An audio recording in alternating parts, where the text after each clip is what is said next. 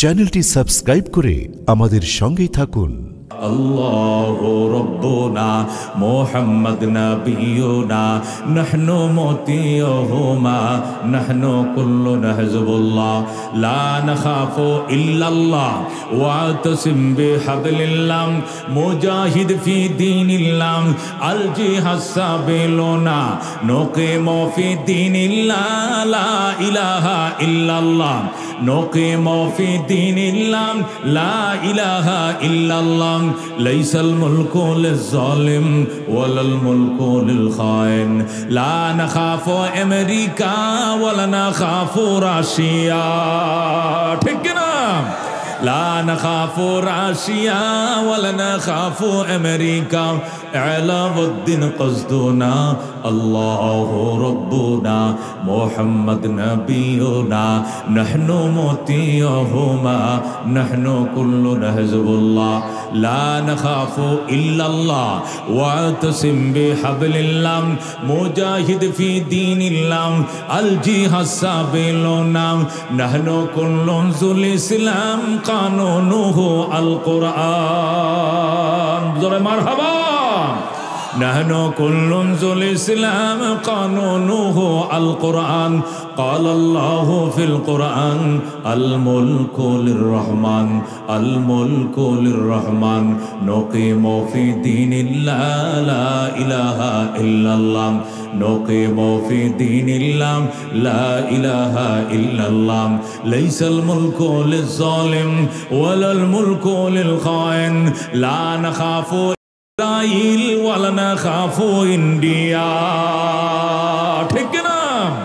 لا نخاف إنديا ولا نخاف علاء-الدين قصدنا الله ربنا محمد نبينا نحن مطيعهما نحن كلنا حزب الله لا نخاف إلا الله واعتصم بحبل الله مجاهد في دين الله الجهاد سبيلنا الجهاد سبيلنا।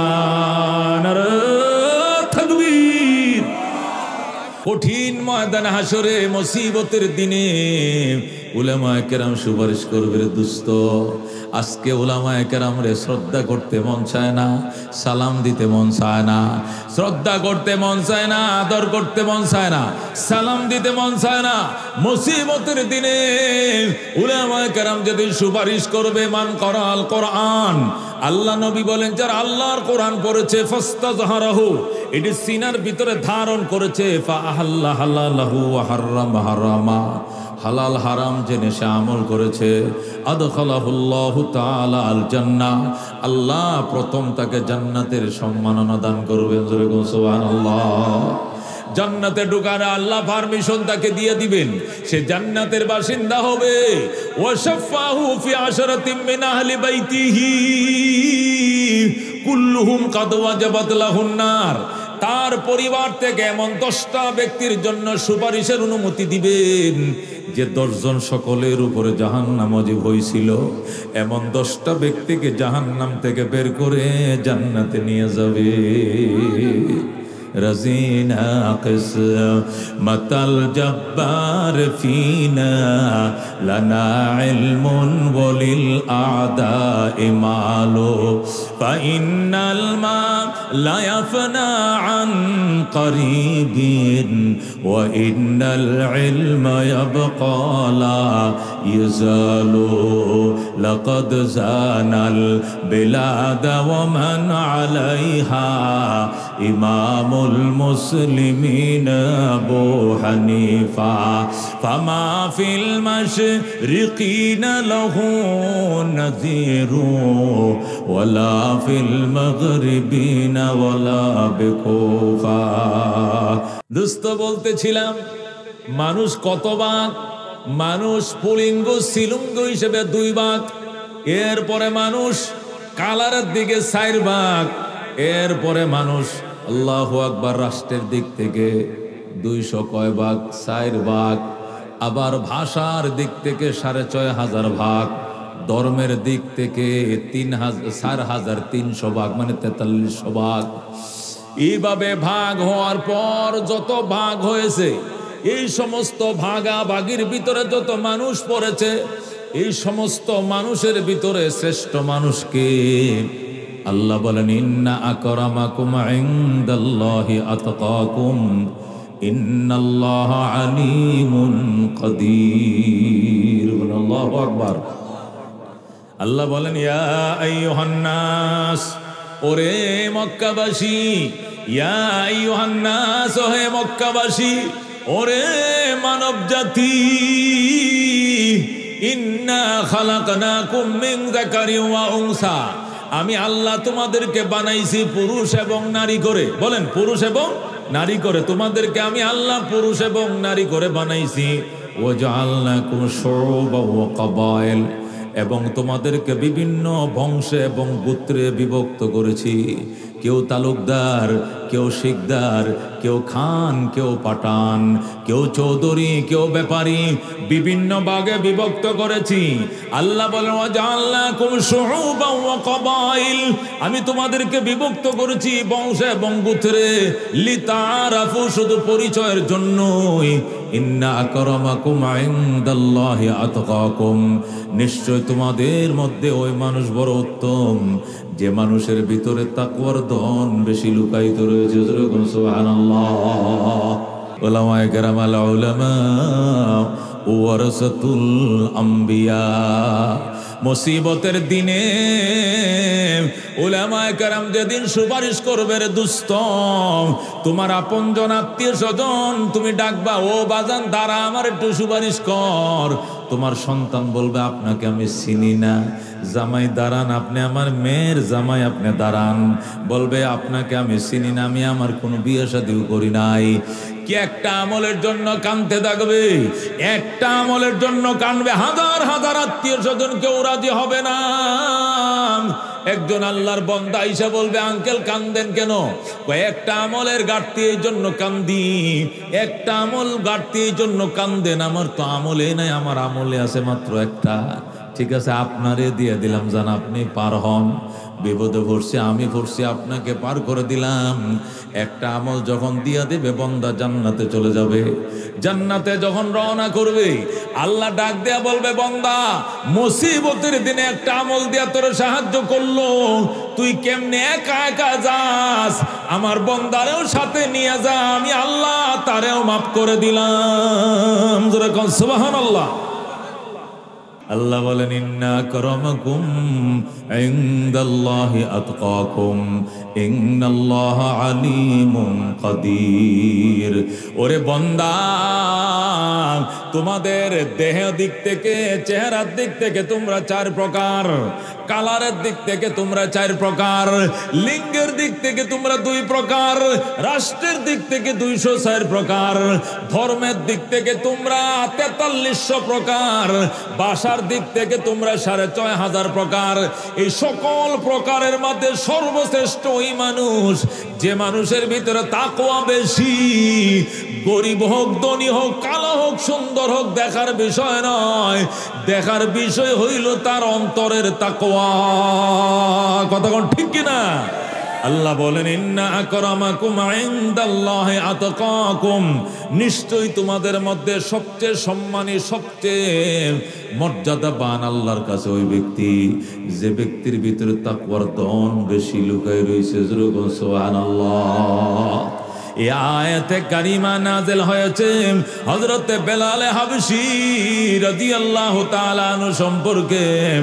ও দোস্ত, ফতে মক্কার দিন, ফতে মক্কার দিন আল্লাহর হাবিব সাল্লাল্লাহু আলাইহি সাল্লাম প্রায় ও দোস্ত মদিনা থেকে নিয়ে আসছেন 10,000 সাহাবায়ে কেরাম।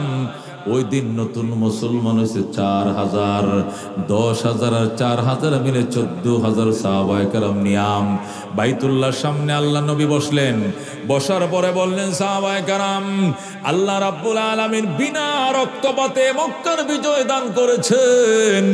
আজকে আমরা মূর্তি ভেঙে চুরমার করে দিব, আল্লাহর ঘরের কিনারে কোনো মূর্তি থাকতে দিব না। আল্লাহু আকবার। আল্লাহ নবী সাল্লাল্লাহু আলাইহি সাল্লাম মক্কা থেকে নিয়ে আসছেন 10,000 সাহাবী, আইনে আল্লাহর ঘরের চার কিনারে তোয়াফ শুরু করছেন। এরপরে কাফেররা যে যেদিক পারে পলাইতে বাধ্য হইছে। একটা একটা কাফের মক্কার মধ্যে নাই, সব পলাইছে। আল্লাহর হাবিব সাল্লাল্লাহু আলাইহি সাল্লামের দুই চাচা, একজন আব্বাস আর একজন আবু সুফিয়ান, তারা মাথার মাঝে কাপড় দিয়ে তারাও পালাইতেছে। আল্লাহ নবী তাদেরকে ডেকে এনে বললেন, চাচা কই যান? বাজান যাই, মক্কার বাইরে যায়। কেন যান? আজকে তোমার হাত থেকে মক্কার নিয়ন্ত্রণ কেউ নিতে পারবে না। আজকে বিনা রক্তপাতে মক্কার নিয়ন্ত্রণ তোমার হাতে দিয়া আমরা বিদায় নিলাম। আল্লাহু আকবার। আল্লাহর হাবিব সাল্লাল্লাহু আলাইহি সাল্লাম বলেন, চাচা কত দূরের দেশের মানুষ এসে কালমা পড়ে মুসলমান হইল, কত দূর দূরান্তের মানুষ এসে কালমা পড়ল, আর আপনারা আমার বংশধর মক্কার মানুষ, আপনারা কোথায় যান? যান না চাচা।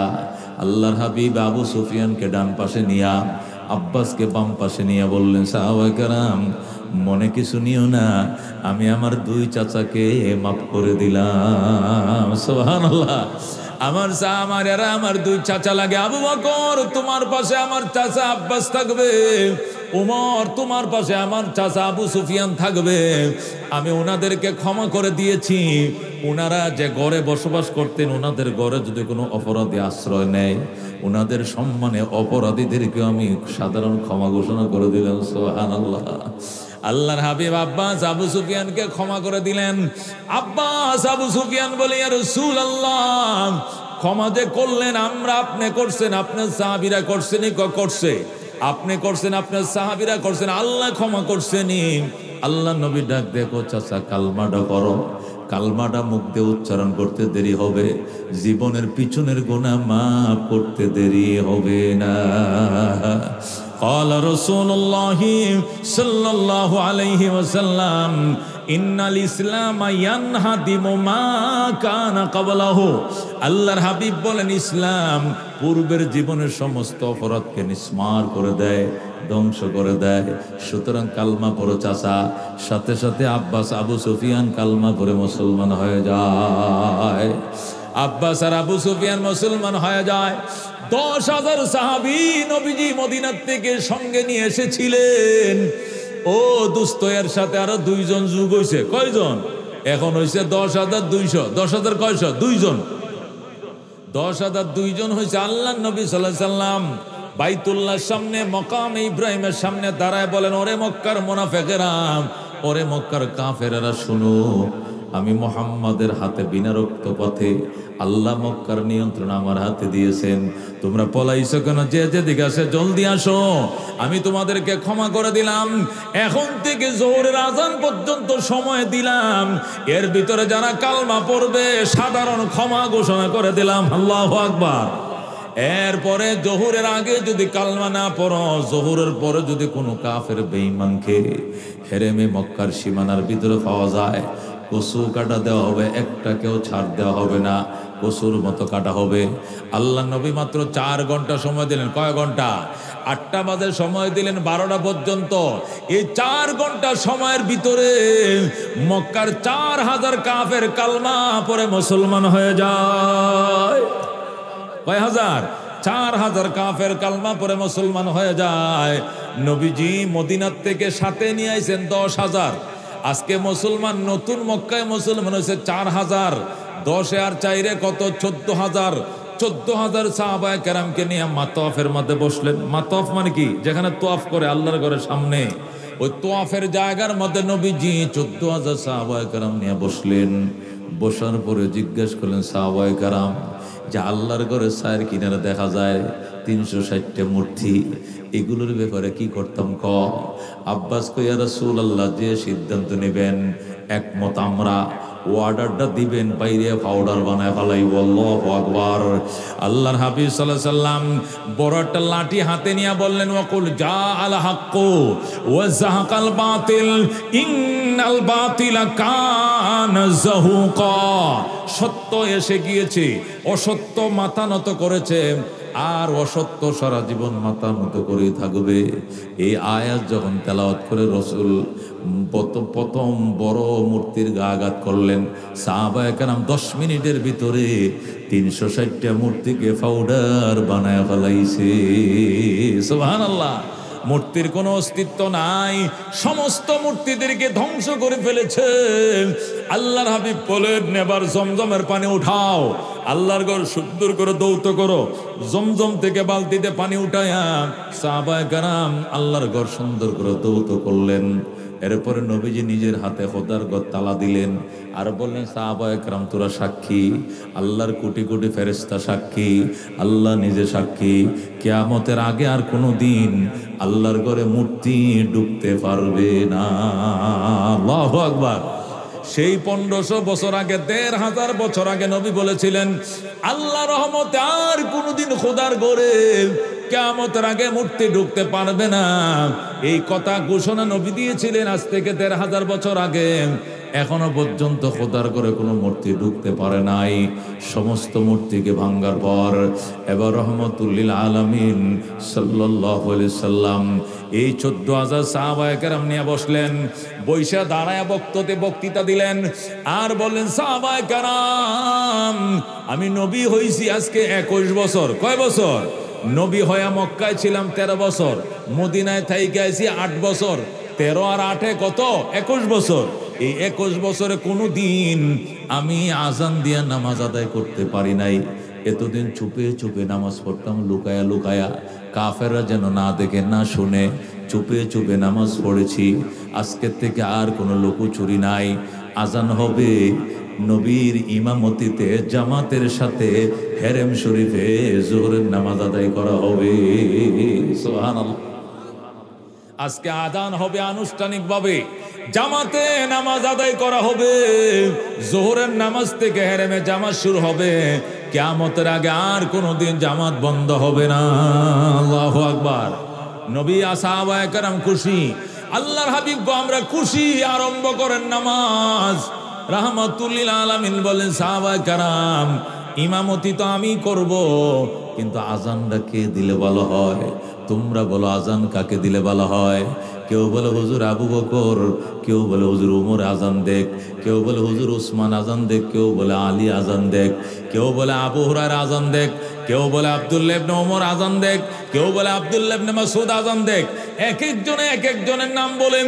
আল্লাহর নবী ডাক দেখো, সাহাবায়ে কেরাম মনে কিছু নিও না, আজকে মহান বিজয়ের আজানের ধ্বনি এটা আমার বেলালের কণ্ঠ ছাড়া অন্য কোনো কণ্ঠে মানাবে না। আজকে মহান বিজয়ের আজানের ধ্বনি আমার বেলালের কণ্ঠে মানাবে। আল্লাহু আকবার। কোথায়? বেলাল পিছনে বসে রয়েছে গো, সামনে আসো। বেলাল সামনে এসছে। আল্লাহ নবী বেলালকে চুমু দিয়ে বলেন, বেলাল আল্লাহর ঘরের ছাদের উপর উঠো, কাবা ঘরের ছাদের উপরে দাঁড়াও, দাঁড়ায় আজান শুরু করে দাও। তোমার আজানে আমার ইমামতিতে আজকে জোহরের নামাজ জামাত সহকারে আদায় করা হবে। বলুন আল্লাহু আকবার। হযরতে বেলাল রাদিয়াল্লাহু তাআলা আনহু ওই বাইতুল্লাহর ছাদের উপর উঠলেন। তোরা কেন আল্লাহু আকবার। হযরতে বেলাল বাইতুল্লাহ, এই ছেলেরাই কিরে তোমরা দৌড়াদৌড়ি করছো কেন? খবরদার মাহফিলের পরিবেশ নষ্ট করবেন না। রফিকুল ইসলাম মাদানী সাহেব আসছে, উনি এখানে আসবে কিনা? আসবে কিনা? তা আপনি তো চলে যান, পরে কি হবে? মাহফিলটা নষ্ট হবে। কথা কোন ঠিক কিনা? এই জন্য মাহফিল কি করা যাবে না, নষ্ট করা যাবে না। উনি আসবে, বাস আমি ছেড়ে দিব, উনি বয়ান করবে, আর পরে আখেরে মোনাজাত করবে, এরপরে আমরা যাব। ঠিক আছে ইনশাআল্লাহ?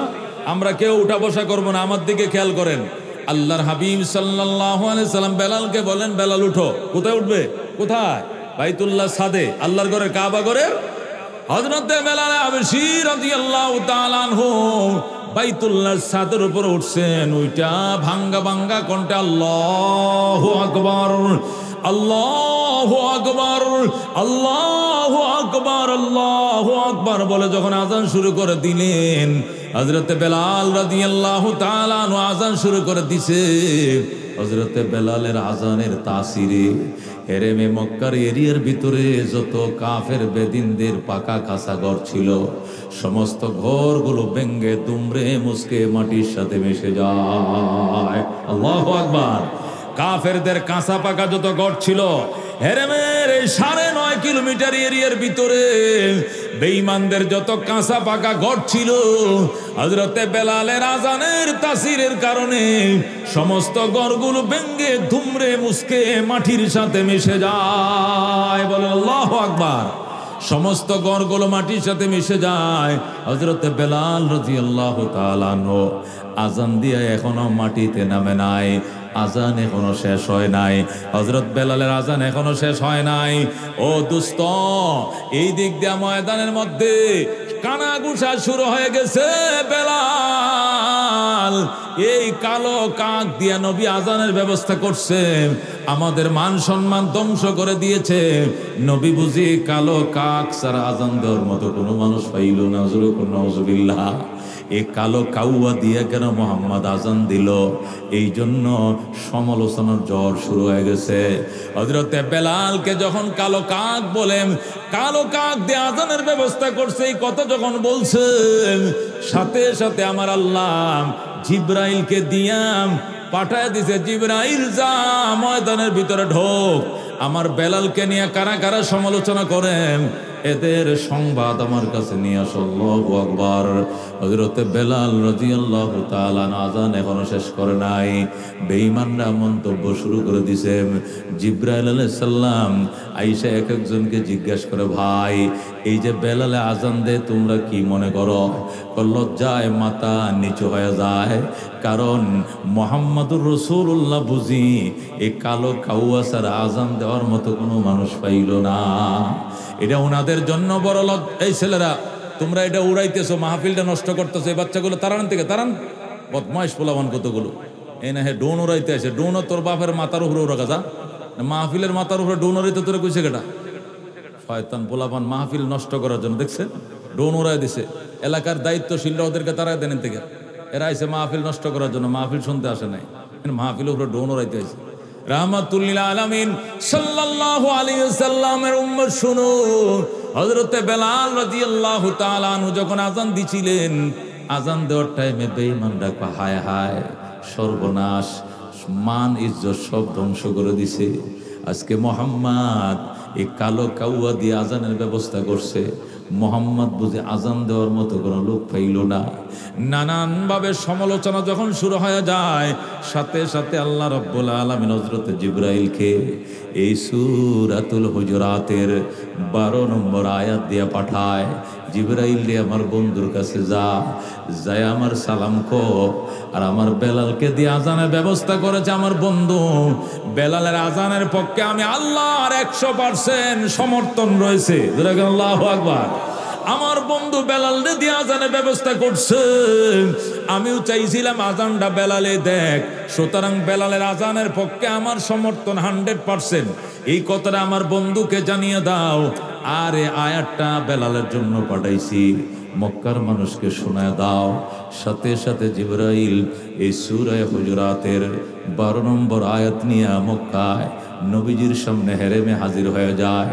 ইয়া রাসূলুল্লাহ, হাবিবাল্লাহ, আপনি যে বেলালকে দিয়ে আজানের ব্যবস্থা করছেন, কাফেররা সমালোচনা করছে, কাফেরদের সমালোচনার দাঁত ভাঙ্গা জবাব দিয়া আল্লাহ রাব্বুল আলামিন আমাকে পাঠাইছে। আল্লাহর হাবিব কয়, তুমি কি সংবাদ নিয়ে এসেছো? আমি সূরা হুজুরাতের 12 নম্বর আয়াত নিয়ে এসেছি।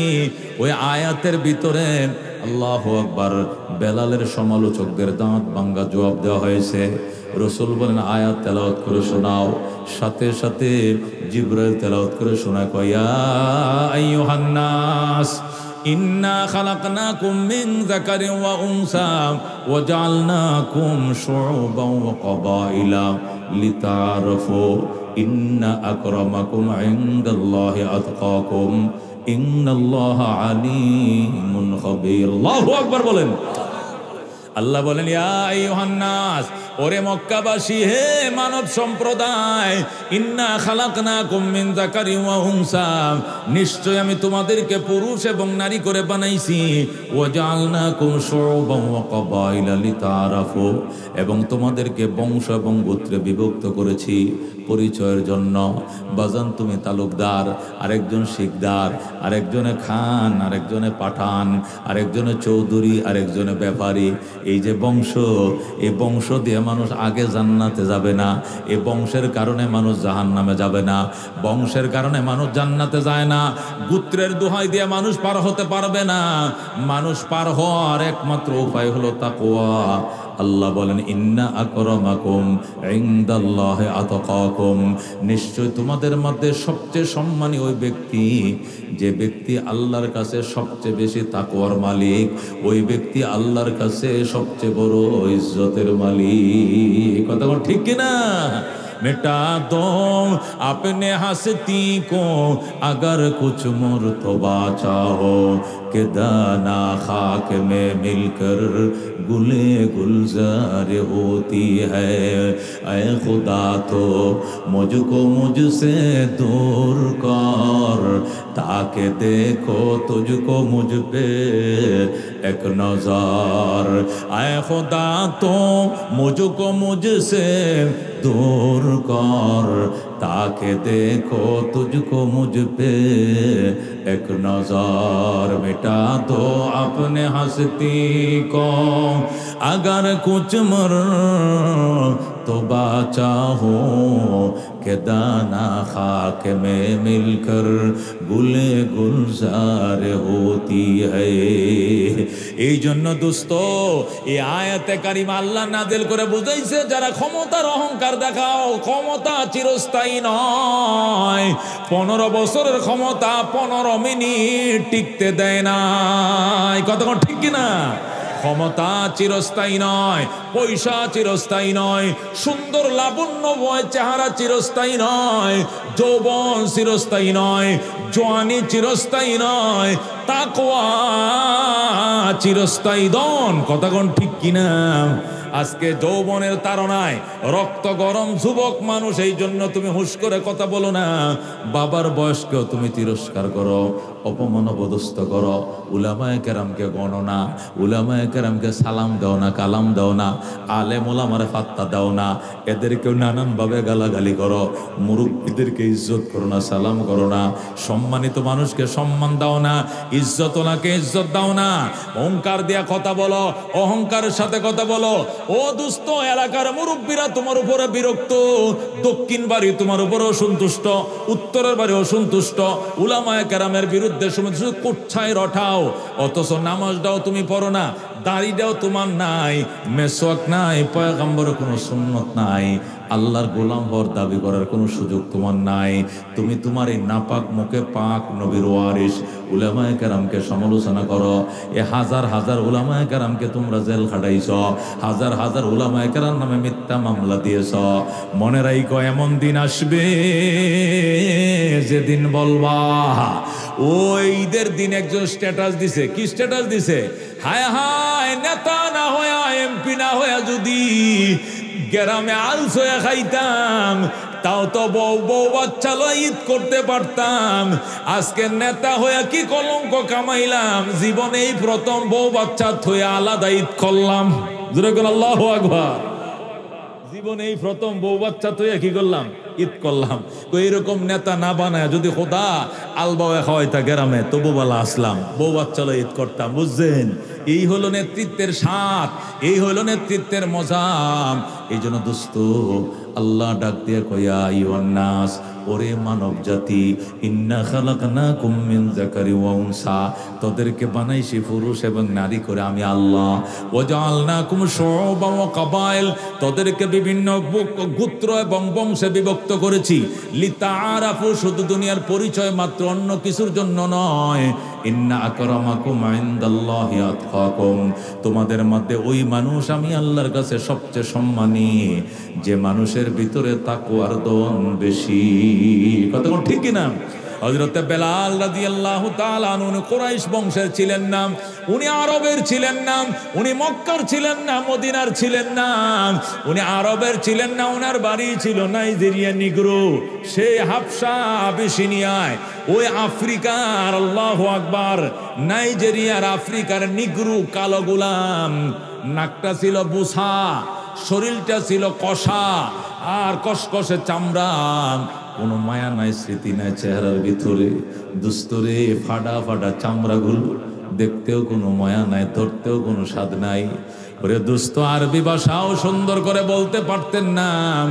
ওই নিগুরু হাবশি বংশধর হযরতে বেলাল রাদিয়াল্লাহু তাআলা আনহু, কিন্তু আল্লাহর কাছে তার কি মর্যাদা। ওরে দুস্তু, বেলাল এখন আজান দেয়া মাটিতে নামে নাই, বেলালের জন্য আসমান থেকে আয়াত মাটিতে নেমে গেছে।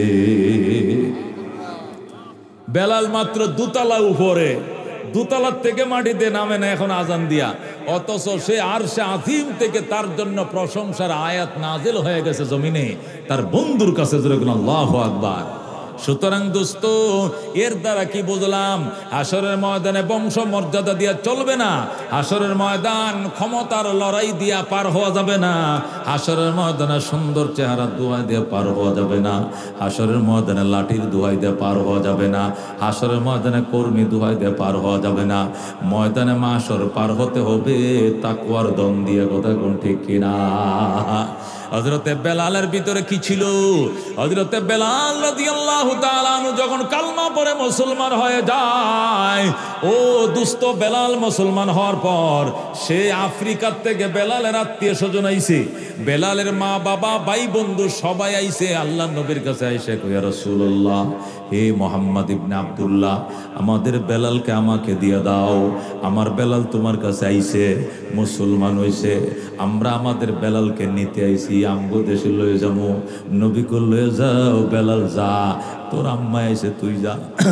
বেলাল, তোমার আব্বা আইছে, বেলাল তোমার আম্মা আসছে, তোমার আব্বা আসছে, চলে যাও। বেলাল ইমানের উপরে থাইকো, ইসলামের উপরে থাইকো, নবীর সঙ্গে হাসরের ময়দানে দেখা হবে। আল্লাহু আকবার। বেলাল ডাক দেয়, কই, ইয়া রাসূলুল্লাহ, হাবিবাল্লাহ, মা বাবারে না দেখে থাকতে পারবো, ভাই বন্ধুকে না দেখে থাকতে পারবো, কিন্তু রহমতুল লিল আলামিনকে না দেখলে আমি বাঁচবো না। আল্লাহু আকবার।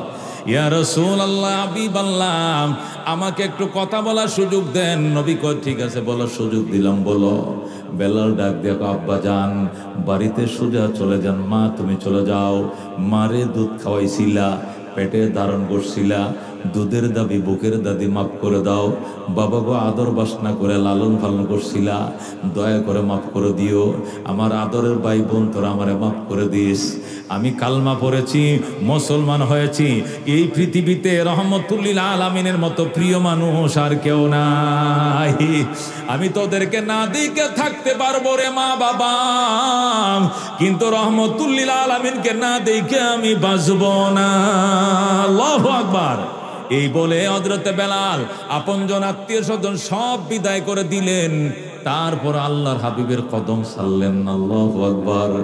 নবী বলেন, আমি মেরাজে গেলাম, মেরাজে যায় দেখছি সুন্দর একটা বিল্ডিং, এত সুন্দর বিল্ডিং, ইউরা যুহুরুহা মিন বুতুনিহা ওয়া বুতুনুহা মিন যুহুরিহা, এত সুন্দর গ্লাস দিয়ে খোদাই বিল্ডিং বানাইছে, ভিতর থেকে বাহির দেখা যায়, বাহির থেকে ভিতর দেখা যায়। আল্লাহু আকবার। সাহাবায়ে কেরাম বলেন, ইয়া রাসূলুল্লাহ, এই বিল্ডিং এর মধ্যে কে থাকবে? রহমতুল লিল আলামিন কয়, এই বিল্ডিং এর মধ্যে কে থাকবে জানুনি? লিমান আলানাল কালাম ও আতামাত তাআম ও সাল্লা বিল্লাইলি ওয়ান নাসু নিয়াম তাদখুলুল জান্নাতা বিসালাম। আল্লাহু আকবার। যারা নম্র ভাষায় কথা বলবা, দেখা মাত্রই মুসলমানকে সালাম দিবা আর রবের গোলামি করবা। আল্লাহ শেষ রাত্রে মানুষ যখন ঘুমায়, ওই সময় আল্লাহর দরবারে কানবা। তুমি যত ছোট বংশের হও না কেন, আল্লাহ তোমার জন্য বিল্ডিং দিছে। নবী বলেন, আমি জানা মেরাজে যাইয়া এই সুন্দর বিল্ডিং আমি নিজের চোখে দেখলাম। বিল্ডিং এর সামনে দাঁড়ায় রইছি আর মনে মনে বলতেছি, হায় আল্লাহ জানি কার জন্য এই বিল্ডিংটা বানাইছে। নবী বলেন, আমি বিল্ডিং এর দিকে তাকায় আফসোস করতেছিলাম, আমার কোন উম্মতের জন্য বুঝি খোদা এই সুন্দর প্রাসাদ বানাইছেন। একটু পরে দিকে ও বিল্ডিং থেকে চট্টর চট্টর করে চামড়া স্যান্ডেল পরে একটা লোক বের হয়ে যায়। 14 তারিখে চাঁদের মতো সুন্দর। নবী বলেন, ফেরেশতারা জিজ্ঞাসা করলাম, ফেরেশতা এত সুন্দর চেহারা এই লোকটাকে?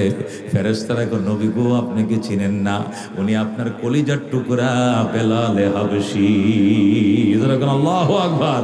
উনি আপনার বেলাল রাসূল, আপনি কি ওনাকে চিনেন না? উনি আপনার কলিজার টুকরা বেলাল। সব ছেড়ে দিয়েছিল কিন্তু নবীকে ছাড়ে নাই। উনি আপনার মসজিদের নিয়মিত মুয়াজ্জিন হযরতে বেলাল। যখন আল্লাহু আকবার। আল্লাহ নবী মেরাজ করে আইসা মক্কা নগরে বেলালকে ডাইকে বলছে, বেলাল আয় আয়, বেলাল আয়। সার্থক হয়েছে জীবনে কষ্ট সাধন, সার্থক হয়েছে তোকে কাফেররা নির্যাতন করেছে, কাফেররা তোরা প্রহার করেছে, মারধর করেছে, তুই সহ্য করেছস। সার্থক হয়েছে বেলাল, আমি তোরে এবং তোর জান্নাতটারে দেখে আইছি। সুবহানাল্লাহ। হযরত বেলাল হাবশী রাদিয়াল্লাহু তাআলা আনহুকে গলার মধ্যে রশি লাগায় কুকুরের মতো মরুভূমির মধ্যে টানছে আর মারছে। এরপরও বেলাল বলছে, আহাদ আহাদ আহাদ, আমার আল্লাহ এক, আমার আল্লাহ এক। ও দোস্ত, মারতে মারতে জল্লাদ অসুস্থ হয়ে গেছে। এরপরে বেলাল ডাক, দেখো আরো মারো, আরো জোরে মারো, যত জোরে মারো এতই মায়া লাগে। আল্লাহু আকবার। হযরতে বেলাল রাদিয়াল্লাহু তাআলা আনহুর জিহ্বার মাঝে ফেরাক লাগাই দিছে। কেন? আহাদ বলে জিহ্বায় ফেরাক লাগাইয়া মাটির মাঝে খুব পেতইছে যেন জিহ্বাটা লাগতে না পারে। বেলাল রাদিয়াল্লাহু তাআলা আনহু কলবের জিহ্বা মওলার প্রেমে লড়তেছে। ডাক দিয়ে, আপনারা কারা গো? নবীকে আমার সালাম কই। নবীকে বইলে আমার জন্য দোয়া করতো, আমি বড় কষ্টে আছি গো। কে যেন যায় নবীরে বইলা ফালাইছি, ইয়া রাসূলুল্লাহ আপনার বেলালের জিহ্বার মধ্যে ফেরাক দিয়া মাটিতে কুইপে রাখছে গো। রসুল গো, রসুল গো কয়ে কাঁদতেছে। আল্লাহর নবী দৌড়াদৌড়ি শুরু করলেন। আবার আবু বকর কোথায়? আবু বকর কয়, ইয়া রাসূলুল্লাহ আমি হাজির। বাবা, ইসলামের জন্য অনেক কুরবান দিয়েছ, তুমি বেলালকে ক্রয় করে আমার কাছে আনো, আজাদ করে দাও, আমার বেলালকে তুমি আজাদ করো। আবু বকর বলে, ইয়া রাসূলুল্লাহ চোখের পানিগুলো মোছেন, খোদার কসম আমার গায়ের চামড়া বিক্রি করে হলো বেলালকে আজাদ করব। হযরতে আবু বকর রাদিয়াল্লাহু তাআলা আনহু দৌড়ায় গেলেন, যায় বললেন, বেলালকে এক পাল্লায় উঠা, আর টাকার বস্তা আরেক পাল্লায় উঠা। বেলালের শরীরের ওজন বরাবর টাকা দিয়ে আমি তারে কিনবো। তারপরে উমাইয়া ইহুদির বাচ্চা, আমি আবু বকর নবীর কলিজার টুকরা বেলালকে আজাদ করে দিব। সুবহানাল্লাহ। হযরতে বেলাল রাদিয়াল্লাহু তাআলা আনহুকে চড়া মূল্যে কিনলেন হযরতে আবু বকর। কিনে আল্লাহ নবীর দরবারে নিয়ে গেলেন, রওনা করছেন বেলালকে নিয়ে যায়। বেলাল রে জিব্বার থেকে ফেরাকটা খোল। বেলাল খুলতে দেয় না, আবু বকর জোর করে টান দেয়, বেলাল টান দিতে দেয় না। আবু বকর বলে, বিলাল তোমার জিব্বার মাঝে ফেরাক দেখলে আমার নবী বাঁচত না, আমার নবী বাঁচত না রে, আমার নবী বাঁচবে না। জিব্বার থেকে ফেরাকটা খুলতে দে।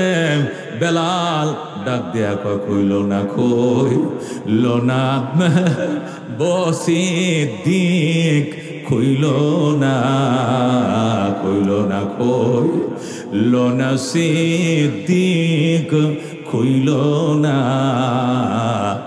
নবীজিকে না দেখায়া খুলব না। আল্লাহু আকবার। আমি নবীকে দেখাইব আমার আস্তা জিহ্বাটাকে কেমনে ছিদ্র করে ফালাইছে, এটা নবীকে না দেখায়া আমি খুলব না। জোরে কোন আল্লাহু আকবার। এইভাবে জিহ্বার মাঝে ফেরাক লাগায় রাখছে। এরপরেও বেলাল আহাদ আহাদ বলে, এই কারণে বেলাল আশহাদু আল্লাহ বললে আশহাদু আল্লাহ উচ্চারণ করতে পারতো না। জিহ্বা ছিদ্র দিয়া আশহাদু দন্তাস্বটা বের হয়ে যেত, বাতাসটা শোনা যাইতো আশহাদু আল্লাহ ইলাহা ইল্লাল্লাহ, আশহাদু আন্না মুহাম্মাদুর রাসূলুল্লাহ। এস উচ্চারণ হইতো না, দন্তাস্ব উচ্চারণ হইতো না। এই জন্য অনেক সময় আল্লাহু আকবার আরবরা বলতো, বেলালকে দিয়ে আজান দিয়েন না, আমাদেরকে দিয়ে আজান দেন। বেলাল শিন উচ্চারণ করতে পারে না, শিন উচ্চারণ করতে পারে না। নবী গো সব উচ্চারণ করতে পারত, কিন্তু দুশ্মন তার জিহ্বাটারে ছিদ্র করে ফেলাইছে, এই জন্য গো উচ্চারণ করতে পারে না। অসুবিধা কি? সুন্দর উচ্চারণকারী অনেক আছে, তাদেরকে মুয়াজ্জিন বানান। এই জন্য নবী 3 দিনের জন্য বেলালকে মুয়াজ্জিন থেকে বাদ দিয়েছিলেন। 3 দিনের মাথায় জিব্রাইল আসমান থেকে এসে কয়, রাসূলুল্লাহ 3 দিন পর্যন্ত আজান হয় না, তার কারণ কি? রসুলকে আজান তো হয়, আমার সামনে আজান দেয়, একামত দেয়, আমি নামাজ পড়াই, কে বলছে আজান হয় না? জিব্রাইল কয়, ইয়া রাসূলুল্লাহ আজান জমিনে হয়তো বা হয়, কিন্তু আজানের ধ্বনি আসমানে ওঠে না। খোদার কসম গো নবীজি, বেলালকে যদি আবার পুনর্নিয়োগ না দেন, বেলালকে যদি আবার নিয়োগ না দেন, তাহলে এই যে রাত, এটা আর দিন হবে না। আল্লাহু আকবার। এই বেলালের সাথে কারা কারা জান্নাতে যাইতে চাও? হাত বাড়াও, লিল্লাহ তাকবীর। নবী বলতেন, আমার বেলালের সাথে কারা কারা জান্নাতে যাবি রে? আমি আমার বেলালের জান্নাতটা বেলালটাও দেখে আইছি, বেলালের জান্নাতটাও দেখে আইছি। যেরকম আল্লাহু আকবার। নবী নিজে বলতেন, আমার বেলালের সাথে কারা জান্নাতে যাবে? আমার বেলালটাও বেহেশতে দেখে আইছি, তার বেহেশতটাও দেখে আইছি। যেরকম আল্লাহু আকবার। এই জন্য আমরা কারা কারা বেলালের সাথে জান্নাতে যাইতে চাই? হাত বাড়ালে আল্লাহু আকবার। আল্লাহ তুমি কবুল করো, যেরকম আমিন। আল্লাহ মঞ্জুর করো, যেরকম আমিন। বেলালের সাথে জান্নাতে যাওয়ার নেশায় আল্লাহর হাবিব সাল্লাল্লাহু আলাইহি সাল্লাম, ও মুসলমান, যে 313 জন সাহাবী নিয়ে বদরের ময়দানে গিয়েছিলেন, দোস্ত ওই দিন হযরত বেলালও ছিলেন। এই 313 লোকের নামে 313 জন আল্লাহর বান্দা চাই। এই পুরুষ এবং মহিলা দারুল মাদ্রাসা, আয়েশা সিদ্দিকা মাদ্রাসার জন্য 1000 করে টাকা দিবেন, একটা করে 1000 টাকা দিবেন। 313 জন লোক চাই। প্রথম কে নাম লেখাইবেন বলেন? হুজুর ইনশাআল্লাহ আমি প্রতিষ্ঠানের জন্য 1000। বাজানের নামটা মোহাম্মদ তাফাজ্জুল হোসেন সাহেবের নামটা লেখেন, উনি 1000 টাকা দিবে। মোহাম্মদ মাওলানা তাফাজ্জুল হক সাহেবের নামটা, তাফাজ্জুল হোসেন সাহেবের নামটা লেখেন 1000। আল্লাহ তুমি কবুল করো, যেরকম আমিন। এরপরে 2 নম্বর কে আছেন? হাতটা বাড়ান। দ্বিতীয় কে আছেন? হাত বাড়ান। যে হুজুর ইনশাআল্লাহ আমি দান টান কাটা হইলে আমি ইনশাআল্লাহ এই প্রতিষ্ঠান, এই পুরুষ শাখা দেব 500, মহিলা শাখা দেব 500, 2 শাখা মিলে আমিও দেব 1000 টাকার একজন আল্লাহর বান্দা বলেন বিসমিল্লাহ। 2 নম্বর কে আছেন? লিল্লাহ তাকবীর। ভাইয়ের নাম কি? হুমায়ুন কবির ভাই 1000। আল্লাহ তুমি কবুল করো, সুবহান। বাড়াও মান সম্মান, মৃত্যু সম নসিব করি মান, পরকাল তরানীয় কষ্ট দিও না, যেরকম আমিন।